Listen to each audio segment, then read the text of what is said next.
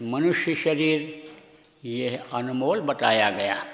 ये बुद्धि विवेक से ये परिपूर्ण है। इसमें जितने भी गुण हैं समझो और किसी में नहीं हैं। इसमें जो रास्ता है इन्हीं दोनों आँखों के बीच में जीवात्मा को मालिक के पास पहुँचाने का, वो देवी और देवताओं में भी नहीं है। उनका समय निश्चित है, उनकी सीमा निश्चित है। जब समय पूरा हो जाता है तो उनको फिर इधर पार होने के लिए मृत्युलोक में ही आना पड़ता है, मनुष्य शरीर ही धारण करना पड़ता है। अब अगर चूक हो जाए, उस वक्त पर न पहुंच पावें संतों के पास, रास्ता बताने वालों के पास, और बुरे का संगत पड़ जाए तो फंस जाते हैं, जन्मने और मरने फिर लगते हैं। उसी तरह से कि जैसे पहले कभी थे और फिर जब अच्छे कर्म किए और वहाँ भेज दिए गए थे, वो अच्छे कर्म खत्म हो गए तो फिर नीचे भेजा गया, या संत की दया हो गई उधर से जा रहे हैं और प्रार्थना उन्होंने स्वीकार कर लिया तो मनुष्य शरीर दे देते हैं, दिला देते हैं, और यहाँ पर आवाज़ लगाते ही वो उनके पास पहुँच जाते हैं। संस्कार इस तरह का उनका रहता है कि उस चीज़ को जल्दी पकड़ लेते हैं। जैसे चींटी का संस्कार है, आप बालू में चीनी मिला दो तो चीनी उसको निकाल लेगी, ऐसे संस्कार उनका होता है, तो जल्दी से पहुंच जाते हैं। अब इसमें अगर कहीं गड़बड़ी हो गई तो बेचारे फिर फंस जाते हैं। तो अब आप ये समझो कि जब संतों का प्रादुर्भाव हुआ तब मानव शरीर के बारे में उन्होंने बताया, कहा मानव जीवन बड़ा अनमोल, और संत मिले तब दिया भेद खोल, तब भेद का पता चला। नहीं तो पहले तो भेद का पता ही नहीं था। आप देखो, इसीलिए जो पुरानी पद्धति पर चलते हैं, जो पुराने यानी रीति रिवाज के हिसाब से चलते हैं, और जो टेकी होते हैं, टेक बांध लिया कि पिताजी जाते थे गंगा नहाने के लिए, पिताजी तीर्थ में जाते थे, पिताजी शालिग्राम की मूर्ति की पूजा करते थे, यानी पिताजी इस तरह का करते थे, दादाजी करते थे, अब हमको भी वही करना है। तो वो लोग अब भी उसी नीचे की साधना में फंसे रह जाते हैं, अष्टांग योग हठ योग में फंसे रह जाते हैं, कुंडलिनियों को जगाने में फंसे रह जाते हैं, चक्रों का भेदन करने में फंसे रह जाते हैं। और इन चक्रों पर जो देवताओं का स्थान है, अगर झलक मिल गई, दर्शन हो गया, चक्र रोक ले गए तो उन्हीं को सर्वस्व मान लेते हैं, और उसमें यह समय निकल जाता है।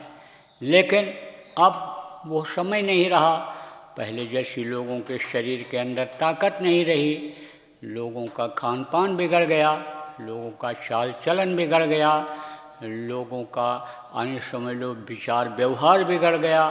और ये अन्न जो बहुत ही पौष्टिक कभी था, ताकतवर था, ये उपज बढ़ाने के लिए अन्य समझो कि इसमें जो ये अन्य खाद है और ये जो कीटनाशक दवाएं हैं, ये सब जो डालने लग गए, उसकी वजह से जो अन्य समझो कि अन्न के अंदर ताकत होनी चाहिए, जो फल के अंदर ताकत होनी चाहिए, जो साग सब्जी के अंदर ताकत होनी चाहिए, वो इनकी वजह से छीड़ हो गई, जहरीला हो गया, वो शरीर के लिए नुकसान करने लग गया। तो शरीर के ऊपर ही उसका असर पड़ा जो खाया पिया। तो ऐसे समय में 8 घंटा 10 घंटा कौन आदमी साधना कर सकता है, कौन एक आसन से बैठ सकता है? इस समय पर तो वो साधना हो ही नहीं सकती है। तो बस आप देखो कि खाली अन्य बस फूल पत्ती प्रसाद चढ़ा देते और मंदिरों में चले जाते हैं और धन दौलत मांग लेते हैं और उद्धार उन्हीं से मांग लेते हैं, पुत्र परिवार में बढ़ोतरी उन्हीं से मांग लेते हैं, और मिलता कुछ नहीं है। कर्म खराब होते जाते हैं और तकलीफ झेलते जाते हैं। तो इस समय पर दुख के इस संसार में प्रेमियों आपको समझने की ज़रूरत है। इस समय तो कहीं जाने की ज़रूरत ही नहीं है। यही घट भीतर 7 समुंदर, या ही मलमल नहाओ, मनमोरा बिरसवा न जाओ, घर ही है चाकरी। यह घट भीतर कल्प वृक्ष है, ताही के नीचे छाओ। कहा खोज री पिया निज घट में, पिया को, पिया माने मालिक परमात्मा को कहाँ खोजो, इसी घट में खोजो, इसी मनुष्य शरीर में वो दिखाई पड़ेगा। मंदिर मस्जिद में, गिरजाघर में, तीर्थ व्रत में, कहीं भी यानी खोजने पर वो मिलने वाला नहीं है। मिलेगा तो इसी मनुष्य शरीर में मिलेगा, और ये शरीर छोड़ने के बाद न आज तक किसी को मिला और न किसी को मिलेगा। ये पूरी गारंटी है, मिलेगा तो इसी में मिलेगा। इसी शरीर के अंदर जो उन्होंने रास्ता बना दिया, उसी रास्ते से इस जीवात्मा का कल्याण होना है, इसका उद्धार होना है। इसलिए असली रास्ते को पकड़ो और असली रास्ते पर चलो। आप बहुत से लोगों को नामदान मिल गया, पीछे जो संत आए अब उनके जीव अपनाए हुए तो नहीं रह गए, चले गए, लेकिन आए लौट के, संस्कार डाला तो लौट करके आए। दो चार पीढ़ी के पहले के एक दो बार जन्मे मरे, अभी संत मिल गए, चले गए, लेकिन अब भी कुछ पड़े हैं जन्मने मरने वाले संस्कारी जीव अभी हैं उनके, आप समझो। लेकिन जो अभी की पीढ़ी रही है, गुरु महाराज ने जिनको अपनाया, नामदान दिया, आप बहुत से ऐसे लोग हो, आप गुरु महाराज के जो बहुत से हो, तो आप इस रास्ते पर चलो। जो गुरु महाराज ने आपको रास्ता बताया, इस पे चलो और यह प्रार्थना करो गुरु महाराज से कि आप हमारे ऊपर दया करो, अब हमको दोबारा इस दुख के संसार में जन्मने मरने के लिए आना न पड़े, इसी जन्म में हम पार हो जाएं। इतनी ही प्रार्थना करते रहो। आप दुनिया की चीज़ों को अब भी गुरु महाराज से मांगते हो। अब भी इस समय पर आप बहुत से लोग अन्य जिनको भगवान मानते चले आए, खानदान के लोग, पेड़ पौधे पत्थर को, उनसे दुनिया की ही चीज़ मांगते हो। क्यों नहीं उस मालिक से, उन्हीं देवताओं को जिनको आप मानते हो, जिनके मंदिर में जाते हो आप, जिनके स्थान जिसको तीर्थ स्थान कहा गया वहाँ जाते हो, उनकी जन्मभूमि पर जाते हो, उनके कार्य क्षेत्र में जाते हो, उनके साधना स्थल पर जाते हो, तो वहाँ पर आप उन्हीं को क्यों नहीं मांगते हो कि आप हमको मिल जाइए, अंतर में मिल जाइए। तो जिनको गुरु अपनाते हैं उनको कभी छोड़ते नहीं हैं, वो तो पार करके ही दम लेते हैं। चाहे एक जन्म लगे, चाहे 2 जन्म लगे, चाहे 3 जन्म लगे, चाहे 4 जन्म लगे, पार करते ही करते हैं। और पहले के तो 4 जन्म में पार करते ही थे। पहले तो एक जन्म में गुरु भक्ति कराते थे, दूसर जन्म में नाम, प्रथम जन्म गुरु भक्ति का, दूसर जन्म में नाम, और तीसर जन्म में मुक्ति पद, चौथे में निजधाम, चौथे जन्म में निजधाम पहुँचाते थे पहले।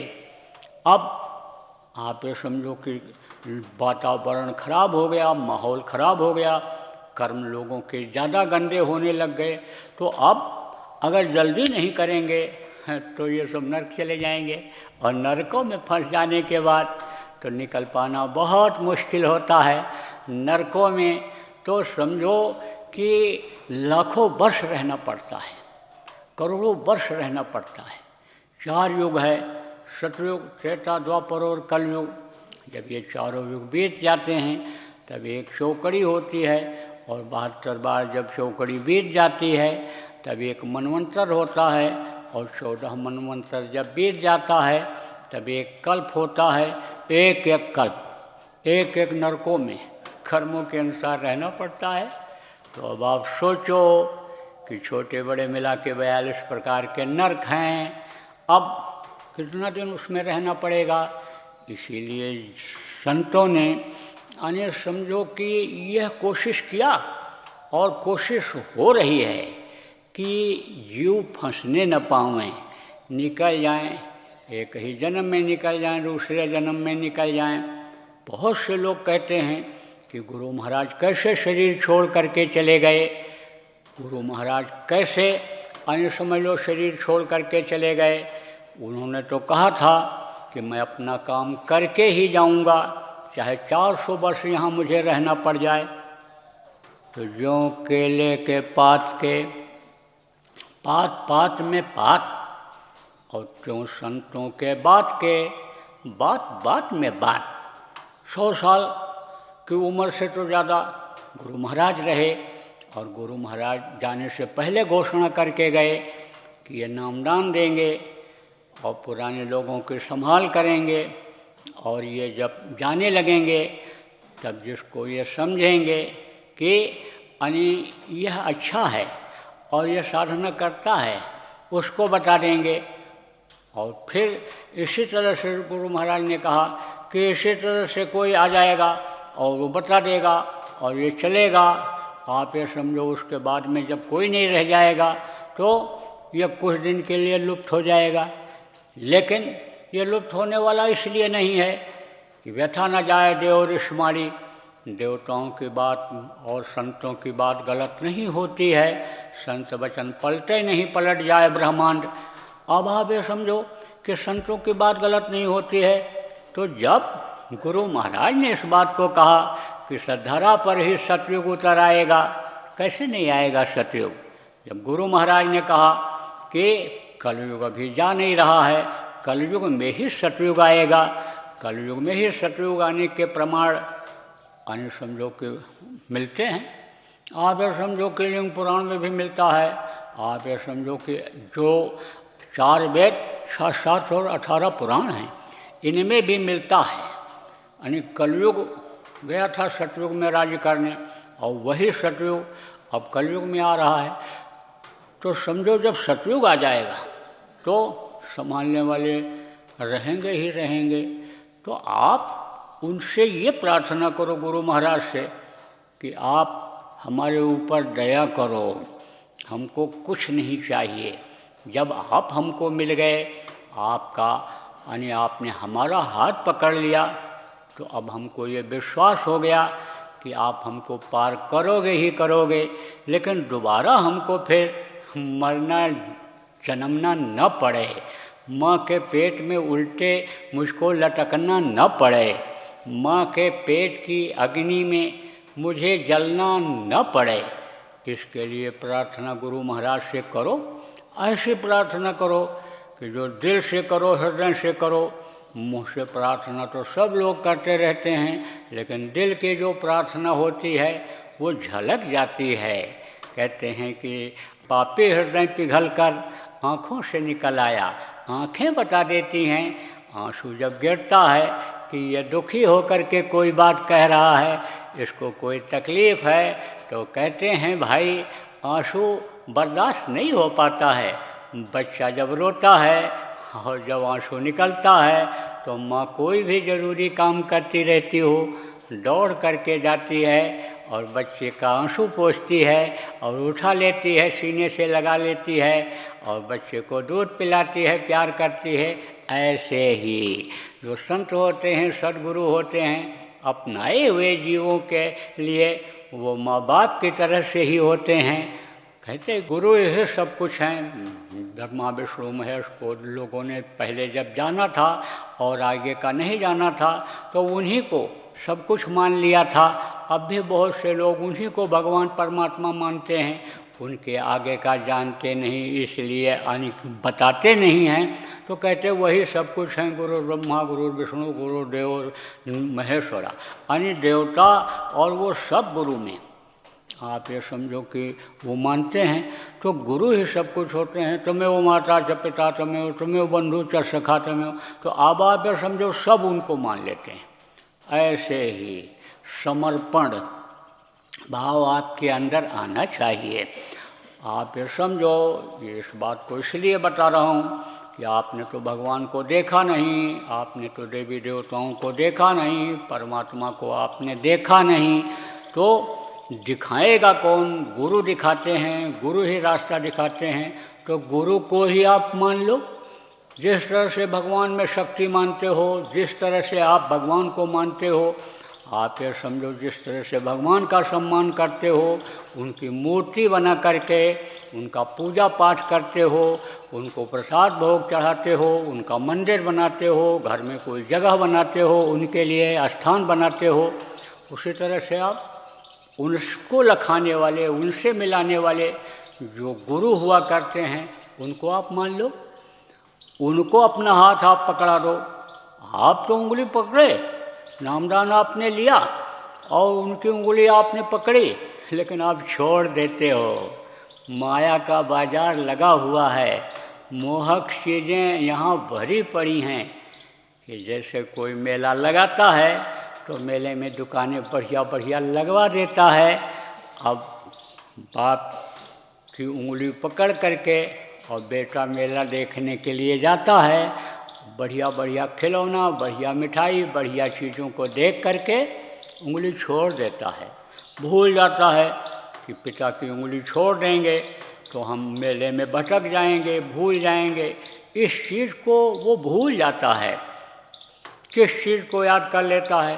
खिलौना को, मिठाई को, कपड़े को, चमक दमक को, उसको यानी वो पसंद कर लेता है और उसी में भटक जाता है। ऐसे ही माया का बाजार लगा हुआ है इस काल के देश में और उसमें आप फंस जाते हो। अब अगर बाप हाथ पकड़ ले, बाप उंगली पकड़ ले तो वो तो छोड़ने वाला नहीं है। बच्चे के अंदर इतनी ताकत नहीं है कि वो उंगली को मजबूती से पकड़ ले, अपने कमज़ोर हाथ की वजह से मजबूती से नहीं पकड़ सकता है, लेकिन जिसका मजबूत हाथ है बाप का, वो जब पकड़ लेता है, ऐसे हाथ को, उंगली को पकड़ लेता है, फिर वो नहीं छोड़ता है। मेला भी दिखाता है और आप ये समझो मिठाई भी खरीद देता है और उसकी इच्छा की पूर्ति करते हुए घर तक पहुंचा भी देता है। तो उनका हाथ पकड़ाओ, उनसे एक बार प्रेम कर लो, उनको एक बार आप खुश कर लो, तो प्रेमियों लोक भी आपका बन जाएगा, परलोक भी बन जाएगा। देखो संत जो होते हैं वो धोखा नहीं खाते हैं और कोई धोखे का काम नहीं करते हैं। जो जितने भी सद्गुरु पूरे के पूरे आए, कोई भी धोखे का काम नहीं किए। तो आपको तो समर्थ गुरु मिले हैं, आप उनके वचन को अगर याद कर लोगे तो आप प्रेमियों धोखा कभी भी नहीं खाओगे। आप यानी उनके वचनों को याद रखोगे, उनके बताए रास्ते पर चलोगे, भजन ध्यान सुमिरन करते रहोगे, अपने किए हुए यानी जान अनजान के बुरे कर्मों को काटने के लिए प्रचार प्रसार करते रहोगे। लोगों की सेवा अन्न से जल से जिस तरह से आप कर सकते हो, गरीबों की, मोहताजों की, लोगों की सेवा करते रहोगे तो गुरु खुश रहेंगे और गुरु आपके हो जाएंगे और आप गुरु के हो जाओगे। वो आपके हृदय में समा जाएंगे, आप उनके दिल में प्रेम की जगह बना लोगे।